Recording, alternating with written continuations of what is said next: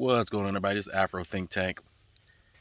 Today's video is going to be about why I'm not selling or helping people, facilitating people to buy land in Nigeria. Because I get a lot of requests, for, hey, I would like to buy some land out there.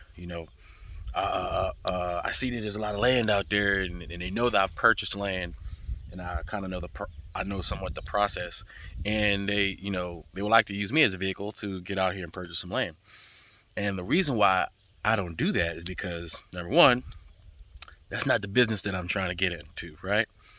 I'm not trying to be a land seller, right? And so there's a whole bunch of African Americans who come over here, right? And Afro Caribbeans too, who come to Africa. They purchase land, they get really, really excited, and then all of a sudden they get inspired to become land sellers, right? And when they do that, they end up making mistakes and things happen, right? We've heard this time and time again, right? Because they say, oh, they see the opportunity and they just can't help themselves.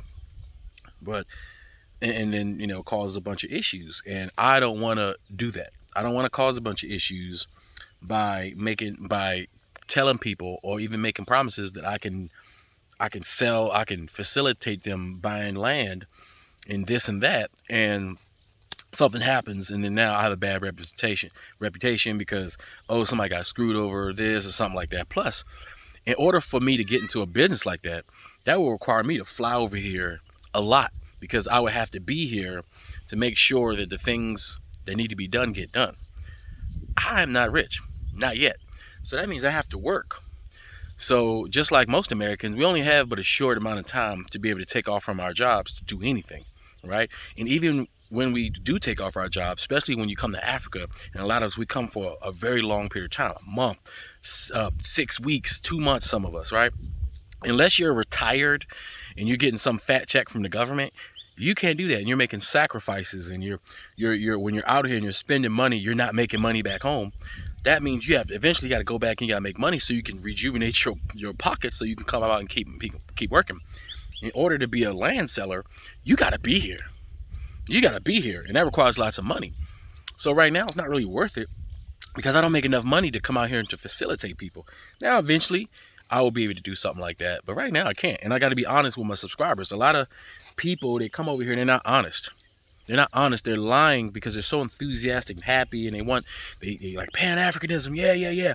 Or they're like Black Power, come over here, do this with so much stuff, and they let their ambitions get ahead of reality, right?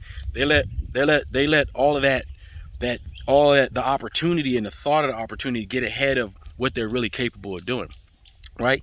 Then they go on the internet and they tell people that they're capable of doing all these things, right? They're some sort of international mogul and not just a regular person.